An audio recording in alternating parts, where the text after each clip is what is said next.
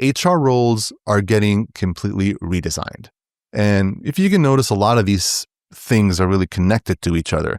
But I think HR as a whole is being shaken up, and roles specifically are going to get completely redesigned. Job descriptions for HR roles today are starting to look drastically different than they did 5 years ago, because a lot of the administrative tasks are really going away. So the new HR professional is someone who is mostly focusing on strategic human capability. And I like to call them the strategic human capability architects, meaning that HR today is being looked upon to find the best way to enable the workforce to deliver at its best and use technology to augment those capabilities and become super performers.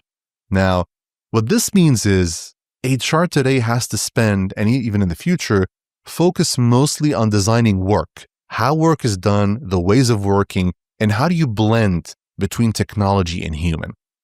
The super worker concept is really emerging in HR, and it really requires a blend of skills in business strategy, people analytics, technology orientation, and understanding in technology, and change management. So the function really is going to be moving more from sort of a peripheral support center to a strategic partner central to creating business value. Now, we all know this, especially in the HR space. This whole talk of HR needs to be strategic is all great, but I think today there's a big opportunity in making sure that that is the case for HR.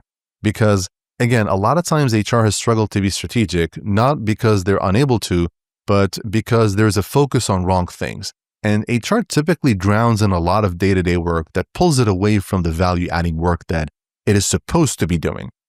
With AI, with this change in the landscape of work, the opportunity is ripe for the taking, where HR can really position itself as a function, but at the same time, the roles of HR are being redesigned and going to be changing accordingly.